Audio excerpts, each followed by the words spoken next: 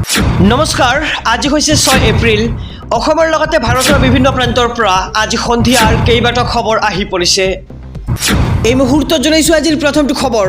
মাজত মাত্ৰ 2টা দিন প্ৰতিবাদত ৰাজ্য কঁপাবলৈ সাজু হৈছে দেশৰ লাখ লাখ মুছলমান।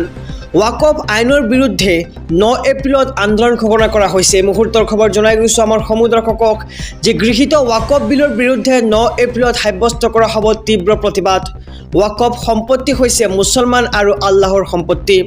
ৱাকফ আইনৰ বিৰুদ্ধে আমছুৰ আন্দোলন ঘোষণা। 9 এপ্ৰিলত ৰাজ্যজুৰি অসম কঁপাব আমছুৱে। ৰাজধানী কঁপাই আমছুৱে সাব্যস্ত কৰিব তীব্ৰ প্ৰতিবাদ। দিছপুৰ কঁপাব সংখ্যালঘু সংগঠনসমূহে আৰু ৱাকফ সংশোধনী বিধেয়ক কোনোপধ্যেই মানি লোৱা নহ'ব বুলি এতিয়া হুংকাৰ প্ৰদান কৰা হৈছে দেশৰ মুছলমান সংগঠনৰ ফালৰ পৰা। আৰু ৱাকফ সম্পত্তি হৈছে মুছলমান আৰু আল্লাহৰ সম্পত্তি। এই সম্পত্তিৰ ওপৰত কোনেও হস্তক্ষেপ কৰিব নোৱাৰিব। আৰু বিজেপিয়ে মাজনিশা পৰ্যন্ত ৱাকফ বিল জোৰ জুলুমকৈ সংশোধনী কৰিছে। আৰু বিজেপি চৰকাৰে মুছলমানৰ সম্পত্তি যিদৰে অধিকাৰ কৰিব বিচাৰিছে তাক তীব্ৰ ভাষাৰে গৰিহণা জনাইছে এতিয়া সংখ্যালঘু সংগঠনসমূহে। গৃহীত ৱাকফ বিলৰ বিৰুদ্ধে 9 এপ্ৰিলত সাব্যস্ত কৰা হ'ব তীব্ৰ প্ৰতিবাদ। এই মুহূৰ্তত জনাইছোঁ আজিৰ দ্বিতীয় নম্বৰ খবৰটো। শীঘ্ৰেই কৰি লওক ৰেচন কাৰ্ডৰ নতুন জৰুৰী কাম, অন্যথা লাভ নকৰিব বিনামূলীয়া ৰেচনৰ সামগ্ৰী। কৰ্তন হ'ব পাৰে আপোনাৰ অৰুণোদয় আঁচনিখন। এই মুহূৰ্তৰ খবৰ আমি জনাইছোঁ SB অসম মিডিয়াৰ সমুদৰ্শকক যে ৰেচন কাৰ্ডৰ হিতাধিকাৰীৰ বাবে আহি পৰিছে এক ডাঙৰ খবৰ।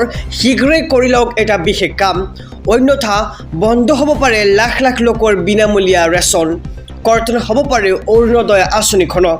কোটি কোটি ৰেচনৰ হিতাধিকাৰীলৈ কেন্দ্ৰীয় চৰকাৰৰ এই বিশেষ নিৰ্দেশনা। KYC নকৰিলে বঞ্চিত হ'ব বিনামূলীয়া ৰেচন লাভৰ পৰা। ঘৰতে বহি এতিয়াই কৰি লওক ৰেচন কাৰ্ডৰ KYC। প্ৰথমে ডাউনলোড কৰক মেৰা KYC এপ। আপুনি কেনেদৰে KYC কৰিব ঘৰতে বহি? যদি আপোনাৰ হাতত এটা মোবাইল ফোন আছে তেন্তে আপুনি আপোনাৰ সেই মোবাইল ফোনটোৰ দ্বাৰাই কৰিব পাৰিব এই KYCৰ কাম। কেনেকৈ কৰিব ভালদৰে শুনি যাব। প্ৰথমে আপুনি এটা এপ ডাউনলোড কৰিব লাগিব। এপটো হৈছে মেৰা KYC নামৰ এটা এপ। প্ৰথমে আপুনি এই এপটো ডাউনলোড কৰিব। তাৰপিছতেই এই এপত গৈ বাছনি কৰক আপোনাৰ ৰাজ্যৰ নামখন। তৃতীয়তে KYC ফৰ ৰেচন কাৰ্ডত ক্লিক কৰক। তাতে অপশ্যন দিয়া থাকিব বিভিন্ন ধৰণৰ। আপুনি তাতে ক্লিক কৰিব লাগিব KYC ফৰ ৰেচন কাৰ্ড। তাৰপিছত ৰেচন কাৰ্ড নম্বৰ আৰু আধাৰ নম্বৰ অন্তৰ্ভুক্ত কৰক সেই অপশ্যনটোত। আৰু ইয়াৰ পিছতেই আধাৰৰ সৈতে লিংক থকা মোবাইল নম্বৰটোত আহিব এটা বিশেষ OTP। আৰু OTP অহাৰ পিছতে আপুনি আপোনাৰ সকলো পৰিচয় তাতে সন্নিৱিষ্ট কৰক। তাৰপিছতেই KYC সম্পূৰ্ণ হৈ যাব আপোনাৰ। আহিছোঁ পৰৱৰ্তী খবৰৰ মাজলৈ। মুছলমানৰ শত্ৰু নেকি চন্দ্ৰবাবু নাইডু আৰু নীতিশ কুমাৰ?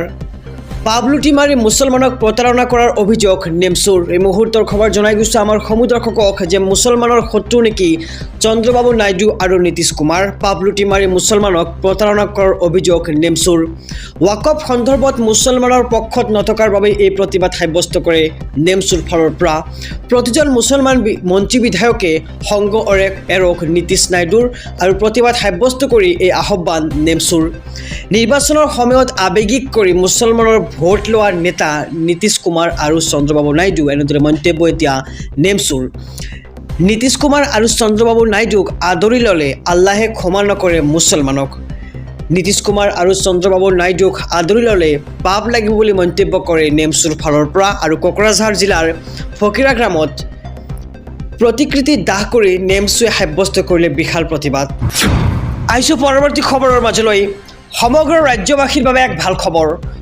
অহা 10 এপ্ৰিল তাৰিখে লাখ লাখ লোকৰ একাউণ্টত সোমাব চৰকাৰী আঁচনিৰ ধন। কি আঁচনিৰ ধন সোমাব একাউণ্টত সবিশেষ জনাইছোঁ আমাৰ সমুদৰ্শকক যে পুৱাই লাখ লাখ লোকৰ একাউণ্টত জমা হ'ব ধন। সাজু কৰক বেংক একাউণ্ট। ৰাজ্যৰ লাখ লাখ মহিলাৰ বাবে 10 এপ্ৰিলত আহিব ভাল খবৰ। মনত ৰাখক বিশেষ দিন 10 এপ্ৰিল বৃহস্পতিবাৰৰ দিনটো। লাখ লাখ লোকৰ একাউণ্টত জমা হ'বলৈ গৈ আছে চৰকাৰী ধন। 10 এপ্ৰিলৰ পুৱাতেই লাভ কৰিব আপুনি এই ধন। অৰুণোদয় আঁচনিৰ লাখ লাখ মহিলাৰ একাউণ্টত জমা হ'ব 1250 টকা। লগতে বৃদ্ধ পেঞ্চন আঁচনিৰ ধন লাভ কৰা হিতাধিকাৰীৰ একাউণ্টত সোমাব ধন। বৃদ্ধ পেঞ্চন আঁচনিৰ ধন লাভ কৰা হিতাধিকাৰীৰ একাউণ্টত সোমাই পৰিব 10 এপ্ৰিল তাৰিখে ধন। লগতে বিধৱা পেঞ্চন লাভ কৰা হিতাধিকাৰীৰ একাউণ্টতো জমা হ'ব এই ধন। দিব্যাংগ আঁচনিৰ ধন লাভ কৰা হিতাধিকাৰীও একেদিনাই লাভ কৰিব এই ধন আৰু ৰাজ্যৰ লাখ লাখ মহিলাৰ বাবে 10 এপ্ৰিল পুৱাই আহিব ভাল খবৰ। মনত ৰাখক বিশেষ দিন 10 এপ্ৰিল বৃহস্পতিবাৰৰ দিনটো লাখ লাখ লোকৰ একাউণ্টত জমা হ'ব ৰাতিপুৱাই চৰকাৰী আঁচনিৰ ধন। আহিছোঁ আন এক খবৰৰ মাজলৈ। বিজেপি চৰকাৰ নোহোৱা হ'লে মুছলমান মহিলাই ন্যায় নাপালেহেঁতেন। বিজেপিৰ প্ৰতিষ্ঠা দিৱসত মুখ্যমন্ত্ৰী ডক্টৰ হিমন্ত বিশ্ব শৰ্মাৰ এই মন্তব্য। বিজেপি চৰকাৰ নোহোৱা হ'লে মুছলমান মহিলাই ন্যায় নাপালেহেঁতেন। 3 তালাকৰ পৰা মুছলমান মহিলাই কেতিয়াও ন্যায় নাপালেহেঁতেন। বিজেপি চৰকাৰ নোহোৱা হ'লে কাশ্মীৰৰ পৰা 370 ধাৰা প্ৰত্যাহাৰ নহ'লহেঁতেন বুলি মন্তব্য মুখ্যমন্ত্ৰী ডক্টৰ হিমন্ত বিশ্ব শৰ্মাৰ। বিজেপি চৰকাৰ নোহোৱা হ'লে উত্তৰ পূবৰ এই বিকাশ সম্ভৱ নহ'লহেঁতেন আৰু বিজেপিৰ অবিহনে কেতিয়াও নিৰ্মাণ নহ'লহেঁতেন ৰাম মন্দিৰ।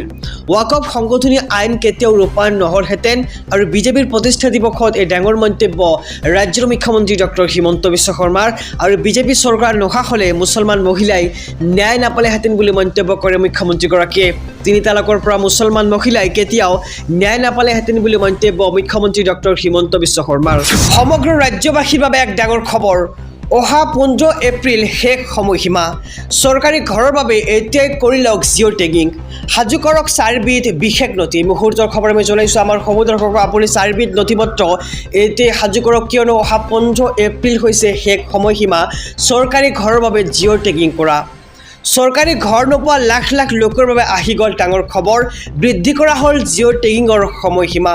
15 এপ্ৰিললৈকে বৃদ্ধি কৰা হ'ল সময়সীমা। মুখ্যমন্ত্ৰীয়ে কৰিলে ডাঙৰ ঘোষণা। জিঅ' টেগিং কৰিবলৈ কোনো মানুহক এটকাও দিয়াৰ প্ৰয়োজন নাই। জীৱিকা সখীয়ে ঘৰে ঘৰে গৈ কৰি দিব আপোনাৰ জিঅ' টেগিঙৰ কাম। যদি জীৱিকা সখীয়ে জিঅ' টেগিং নকৰে তেন্তে নিজৰ ঘৰৰ জিঅ' টেগিং কৰি ল'ব পাৰিব। কিদৰে কৰিব জিঅ' টেগিং ভালদৰে শুনি যাব আপুনি। কেনেদৰে কৰিব জিঅ' টেগিঙৰ কাম? সাজু কৰক মাত্ৰ 4বিধ নথি।